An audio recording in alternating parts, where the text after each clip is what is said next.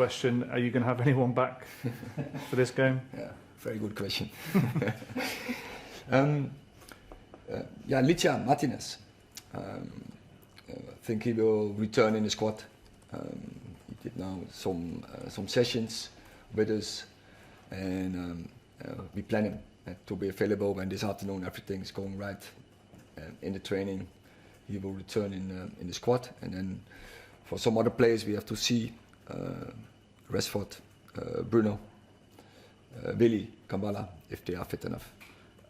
We heard in the last hour that Rafael Varane will be leaving at the end of his contract this summer. Will he play again for United? Will we see him in a United shirt again?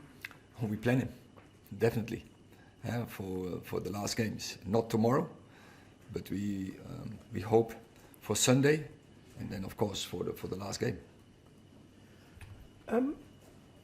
Rasmus Højlund had a difficult start to his Manchester United career, and then he scored a load of goals, got injured, and he doesn't seem the same player since he came back.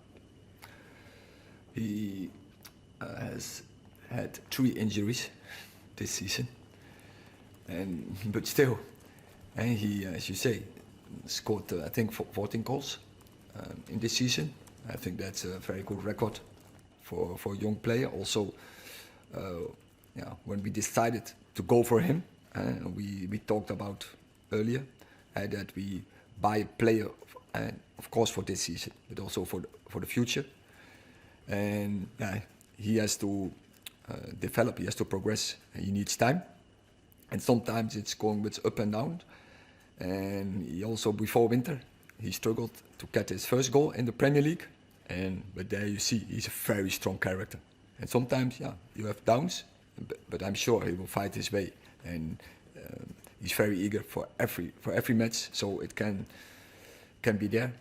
Also in every match to return his form.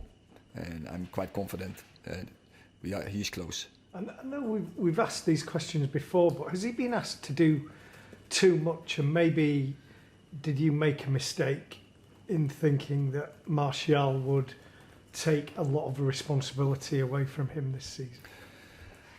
So last season we had a goal scorer with 30, so we add one extra striker to our squad, and so also from financial resources more wasn't possible.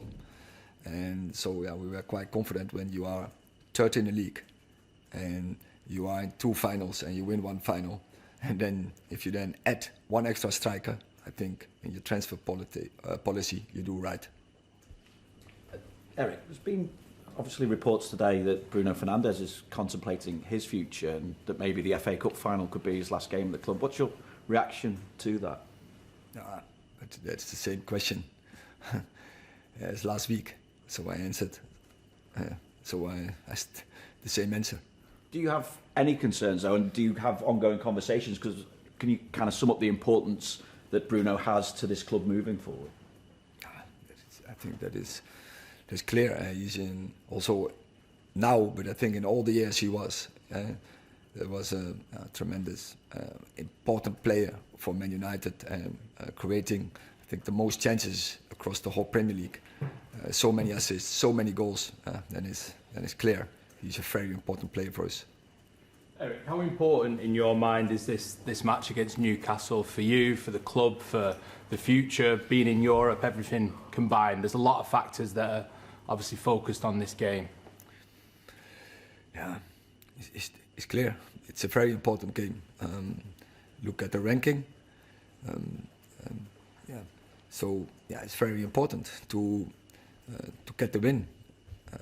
We have to put everything in it to get the win, and we have to fight hard for it. Indeed.